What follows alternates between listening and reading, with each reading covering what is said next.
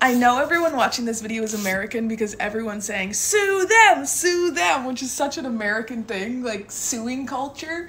But here in Canada, it is nearly impossible to sue anyone in healthcare because I didn't pay for that shit, you know what I mean? I dealt with a super abusive psych ward situation and I tried to do just that, and it was like 2 years and they still wouldn't even send the video of the incident, so I just had to drop it, which is really sad. The other thing too, people keep saying like, oh, you need to send this ultrasound report to every single doctor you've ever seen. None of them have any idea who I am. Right? Like these doctors, I see them for 15 minutes, they tell me I'm crazy and that's it. Like they see thousands of people. They have thousands and thousands of patients. They have no memory. I'm insignificant to them.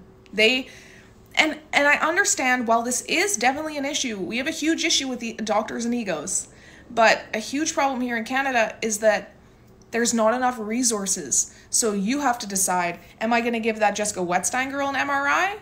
And then that patient's going to die because they didn't get an MRI in time? Or am I going to give that patient an MRI because Jessica's going to survive before she gets an MRI?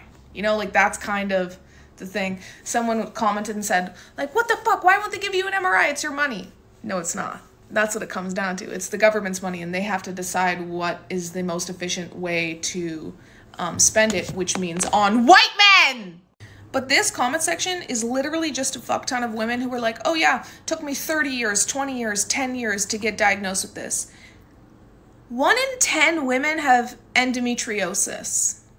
And frankly, it's probably a lot higher than that because it takes 16 years, 10 to 16, 14 years to get diagnosed on average. Like, this is one of the most common reasons for severe pelvic pain. They've been telling people with uteruses our whole life that it hurting is normal.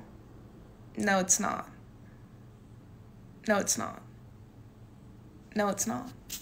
Is it common for people to have problems? Yes. Does that make that common problem normal and that you should just have to accept it? No. But people are asking, what do I do? How do I get diagnosed? What do I do? The only difference between this ultrasound and every other ultrasound I've had is that my doctor specifically wrote on it, and he thinks this is the reason they found it, suspected endometriosis. So they went in looking for that. Whereas all my other ultrasounds were pelvic pain. So they weren't specifically trying to zone in on endometriosis or adenomyosis. We've also had ultrasound techs in the comments say like they'll write down endometriosis and then the radiologist never puts it in the report. So if your doctor is specifically asking for it, maybe that increases the likeliness that they will. I wish I could sue for suffering half my life, but I'll just get my uterus chopped out instead.